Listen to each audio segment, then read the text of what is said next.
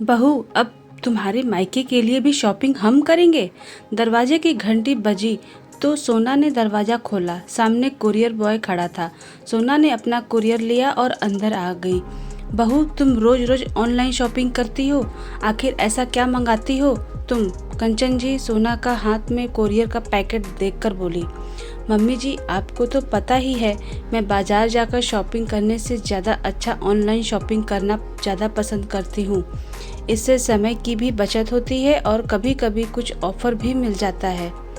हाँ, तो अभी 4 दिन पहले ही तो तुमने रसोई का सारा सामान मंगवा लिया था। फिर आज क्या मंगाया है? मम्मी जी, मेरी मम्मी की तबीयत अब ठीक नहीं रहती है, तो उन्हें बाजार जाने में परेशानी होती है।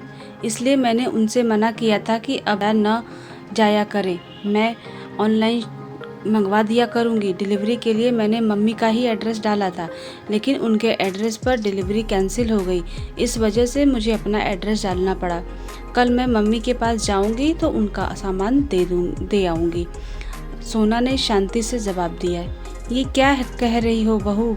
अब तुम्हारे मायके का सामान भी हम ही मंगा कर देंगे? अब यही दिन देखने को बाकी रह गया था।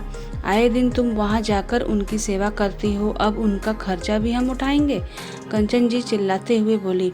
मम्मी जी, पहली बात तो पापा मुझे सारे पैसे दे देते हैं, लेकिन अगर मैंने अपने पैसों से उनके लिए सामान मंगा भी दिया तो क्या हो गया? आखिर मेरे माता पिता हैं, उन्होंने मुझे इस लायक बनाया कि मैं आत्मनिर्भर बन सकूं। और फिर चाहे मैं नौकरी ना भी करूं, तो एक औलाद होने के नाते मेरा फ़र्ज़ है कि मैं अपने माता पिता को भी कोई कमी महसूस ना होने दूं। मम्मी जी, मैं यहाँ भी तो किसी चीज़ की कमी नहीं होने देती।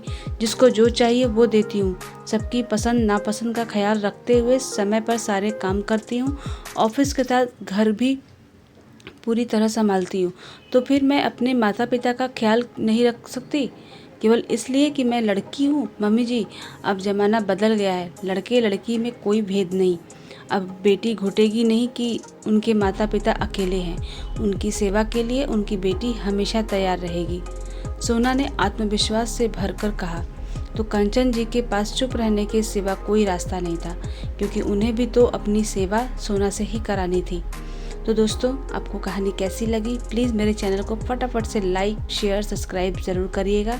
अब मिलते हैं अपनी नेक्स्ट कहानी में। तब तक के लिए बाय बाय।